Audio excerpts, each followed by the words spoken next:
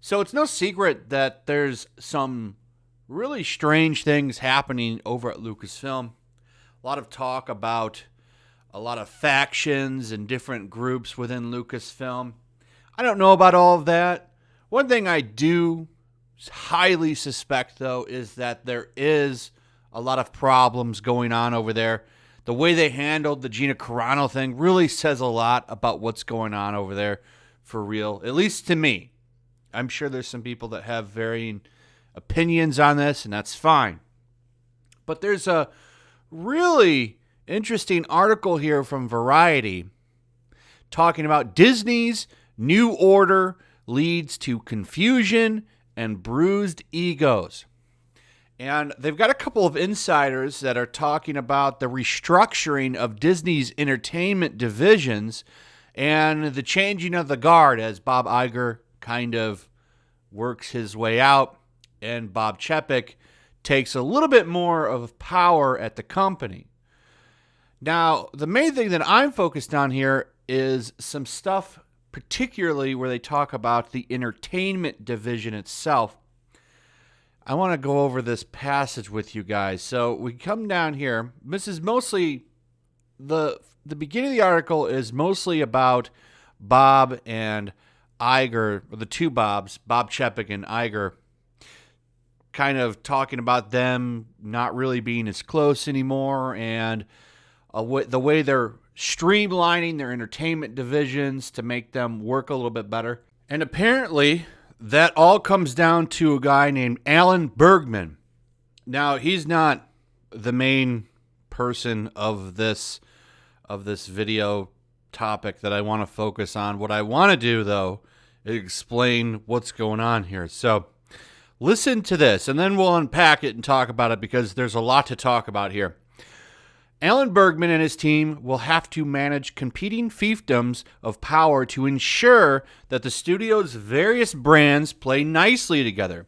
These include Pixar under the leadership of President Jim Morris and Chief Creative Officer Peter Docter, as well as Lucasfilm, overseen by Kathleen Kennedy, and Marvel, ruled by Kevin Feige.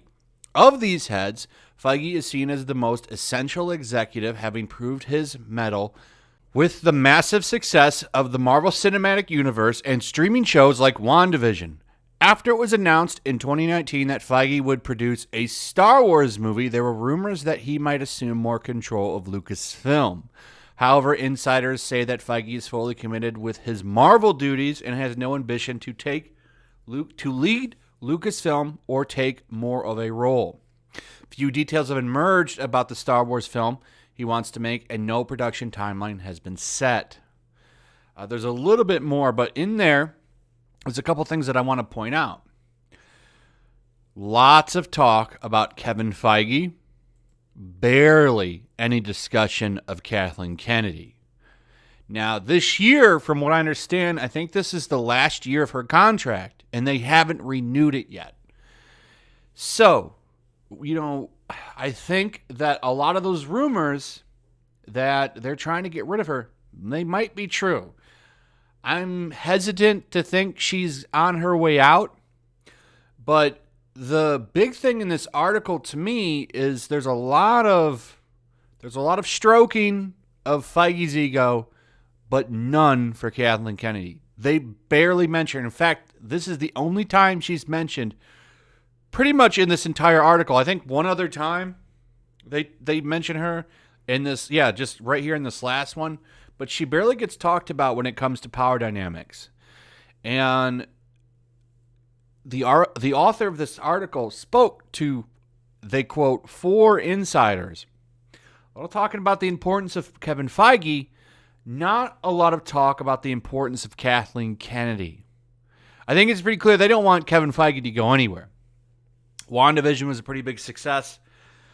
Falcon and the Winter Soldier, not a heavy hitter, but it did okay, showing that kind of his vision of molding television shows with the movies might work. So they like what he's doing. He doesn't just produce one hit out of his entire time there. He's produced many. Kathleen Kennedy, she's had The Mandalorian, which a lot of the reports say she had very little to do with. So Bergman keeps a low profile other than other Disney executives like Feige or Kennedy, but insiders say he has earned their trust over the years. He's credited with understanding how to sustain franchises, and his allies say he has more creative chops than he is given credit for, routinely giving notes to filmmakers. Several Disney insiders expressed doubts that Feige, Kennedy, and Morris and Doctor would willingly report to anyone other than Bergman, but they also argue that the heads of the Marvel, Pixar, Lucasfilm brands have their own artistic chops, making it unnecessary to find one studio executive to serve as a creative ringmaster. So, it goes on to talk about their franchises and stuff and the changing power dynamics. Disney's going under a big restructuring program right now. This is to put more focus on Disney Plus, which isn't a surprise. That's kind of where the future is, to be honest. But the big takeaway from this to me is Kevin Feige and the guy who runs the Pixar brands, very important. Kennedy, not so much. 2 paragraphs dedicated to talking about, Alan Bergman, Kevin Feige, the Pixar people, Jim Morris, but nobody talking about Kathleen Kennedy, any kind of positive light, which speaks volumes to me. Given that her contract is up, why wasn't that talked about? Kevin Feige is under lock and key for a while. I think they've got him locked up for a couple more years. I'm not 100% certain on that, but I'm pretty sure if his contract was up, it'd be all over the news. If this was his last year, there'd been tons of articles talking about it. Will Warner steal Kevin Feige to run DC? Because when that happens, they're going to make a pitch to try to get him. So, pretty interesting stuff. I think that this does add some credibility to the rumors that she's gone. Because the one thing they do mention in here is that it does seem like they did approach Kevin Feige, for sure, and say, hey, you want to take over a little bit more duties and help out Lucasfilm and stuff like that, and maybe grooming him to possibly take that over. They mention it directly, and this is from a couple different sources. So I think she's gone. Now, don't get too excited. This could be wrong, right? I'm unpacking some stuff in this article and kind of, giving my opinion.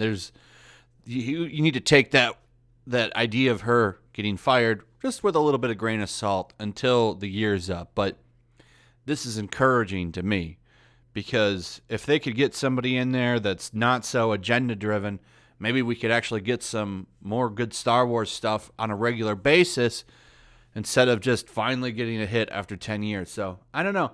It'll be interesting to hear your guys' thoughts because at the end of the day, these are just mine. I'd like to hear yours. Also, if you would, please like, subscribe, share the video. Make sure you're still subscribed. Hit that notification bell. And I'll see you guys on the next one. Peace. Also, if you want to help support the channel, check out my Teespring store. There's a link in the description. You can find some merchandise in there that you might want to check out. Also, take a moment. Make sure you're still subscribed to the channel.